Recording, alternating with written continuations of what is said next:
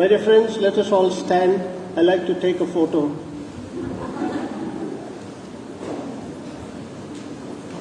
Normally when the photo is taken, we say smile.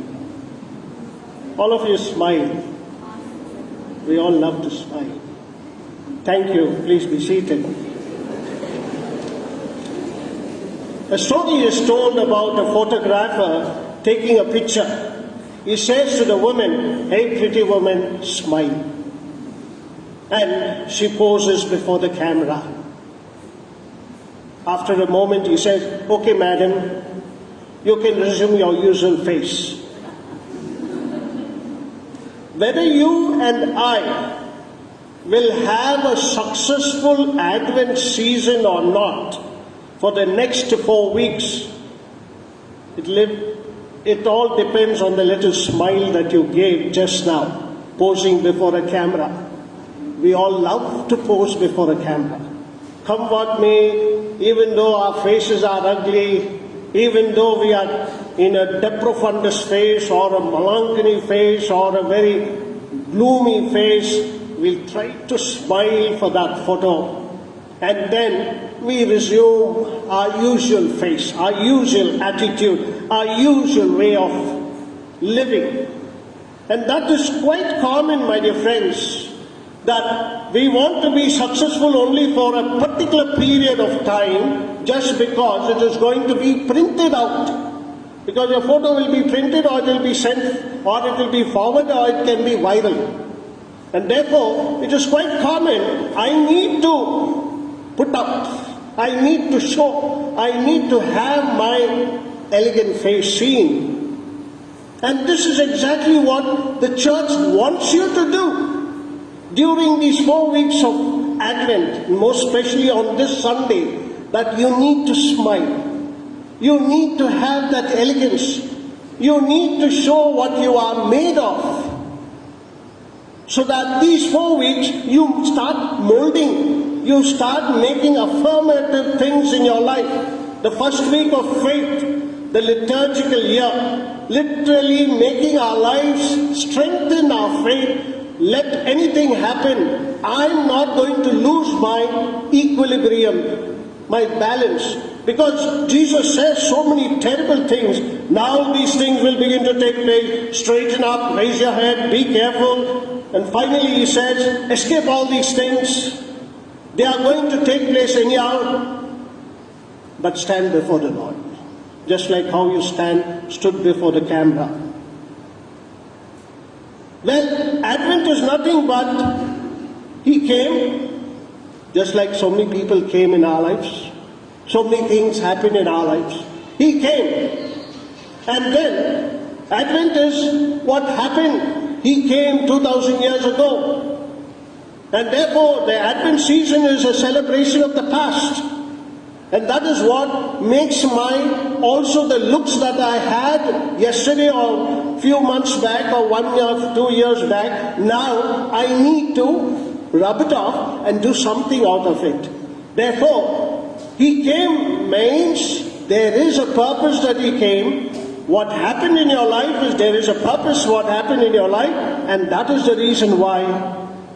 The second aspect is He comes. The present part in our life, what I am today. Because what happened yesterday, I am going to do something today. Because I can't say, oh, I'm going to die. No, live. We all have to go away from this world. But you live. As you live, you will find that He is coming into your lives. If you are dead, why does the Lord have to come? In dead bodies, nothing will enter. But He wants you to live, therefore He comes. And that is the reason why the Advent is a time where you expect so many things to happen. The coming of the Lord, the coming it is happening today. Yes, it will happen. And the third aspect that we see is, because what happened yesterday is happening today, and therefore He is going to come. He is going to come to judge the living and the dead, and that is why He says, you will have to finally stand before the Son of Man. All this have to take place. Try to escape. In other words, be prudent. Have your balance when such things happen, because he said the roaring of the seas and the waves and people fainting with fear, foreboding. What happens when something happens, some disaster strikes in our life? We don't know what to do. I'll be running here to the kitchen, I'll be switching on the fan, offing the fan, I will put on the TV, switch it off, switch it on. I don't know what I'm doing. I'm losing my balance. Never lose your balance, because he is going to come. That is why, my dear friends, Advent is a time for looks. As the woman was before the camera, smile, madam, pretty face. We all love looks. We all love to be good looking. Yes, looks are important. That is why we do something to look good. That is the reason why we spend a lot of time before the mirror. That is why we try to keep ourselves in a right disposition. And therefore looks are important. But during the Advent season, the first look is to look back. What happened? I have to look back so that I can change my looks. Advent is a time where I can look back to see what all went wrong, what all beautiful things happened. The second aspect that is there is to look around. What is happening around me? And when I look around, I look within. Oh, what's happening into my life as well, where I am standing. What am I now doing? Am I doing something really worthwhile? So I look within, I look around to share with you. If I'm not looking around, I'm a useless guy in a social or in a society. And that is how I will look forward. The third aspect, to look forward.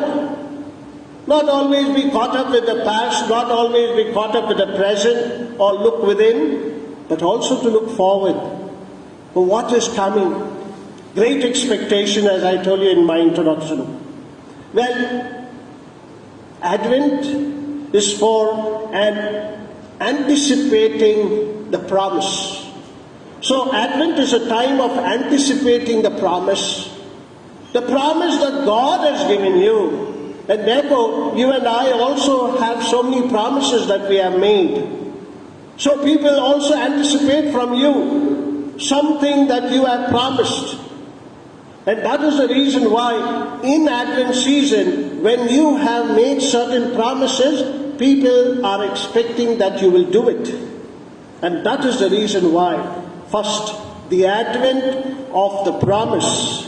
The advent of the promise is now.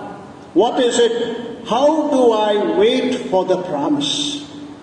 How do I wait for the promise of God in my life? If God has said, I'm going to come again to judge the living and the dead, and then how am I waiting for that promise to happen in my life? How others are waiting for the promise that I have made in their life. And therefore, I also have to wait to see how this promise of God can take place in my life. The second aspect is the administration of the promise. God, who has promised, administers it.